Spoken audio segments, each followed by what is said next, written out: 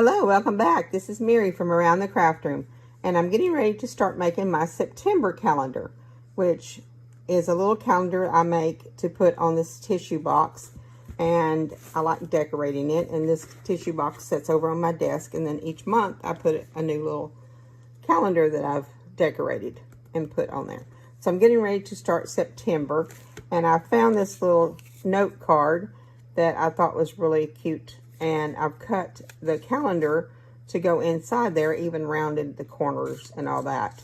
So I put that on there, and I also got this gray paper. It's kind of flat, but I think I like the color of it, but I wanted to do something a little bit different. I also have that little strip of paper there. So with the gray paper, I thought I would use some of my embossing folders. I haven't played with these in a while, so I'm going to pick out an embossing folder that might look okay. I like this one that's got just leaves on it. So I think I'll take this over to the Big Shot and emboss that.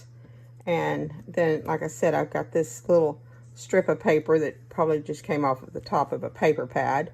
And I like these little flowers. Also have this gray ribbon to put under there.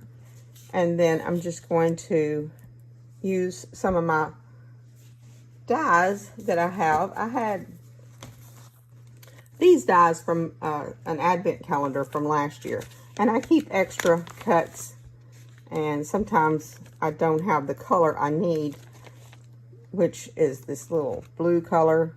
So I took just a white paper and took my markers, picked out a marker that would work with it, and then just cut out these little die cuts out of that to get the right shade. And then I've got some little blue flowers. I also have this die set. It's also from Sizzix. And I keep extra flowers, because whenever I cut out some flowers, there's no point in just cutting out one. You cut out 2 or 3, which I also like this die cutting machine. This is a cute one for small dies. If you've got one, a Big Shot, it just takes a lot more work to cut your little bitty dies. So I love this for the small dies. That's a good one.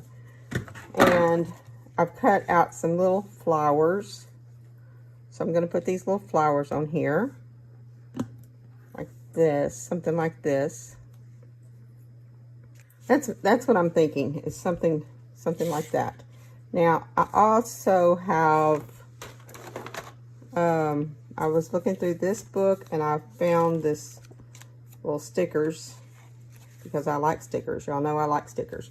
But I'm thinking about putting something down here that says stay positive. I don't know whether I'll use the pink one or the black. One of these that says stay positive, because I've got so much changes going on in this month. I'm retiring from my job, which I've had for over 20 years. And it's time to just retire and do something else. Maybe do some traveling or do something else, whatever. And so I thought I'd put a little little sticker that says stay positive down there. So let me get this all embossed back, maybe start gluing it down, and I'll be right back. Okay, I've got this all glued down. Let me show you what I've done. So I embossed the gray paper, and then I went over it with this coral, thinking this coral is going to pick up sort of in that, but it was bright. I like the color, but it was a little too much. So I went back over it and brushed in this green here, and I really liked it a lot better when I got the green on the background. And then I put this little strip of paper up top and the ribbon. And the best way to put ribbon on, because I've done it with different things. Of course, it's a little bumpy here because it's on that embossing textured paper. But most of the time, if you put it on with glue, it messes up. The best way to put it on is with little double-sided tape. And I didn't want to cut the ends of the ribbon because they would end up fraying. So I wrapped them around like that.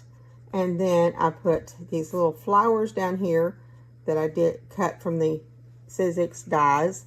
And I did put this little sticker on here. When I put it on there, it didn't stand out enough. So I went and cut a little circle and then inked it with this coral.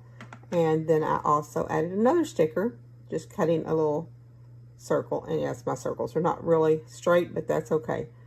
I will someday get a punch that will fit that, but that will work for now. Anyway, so I made another little circle and said, you got this.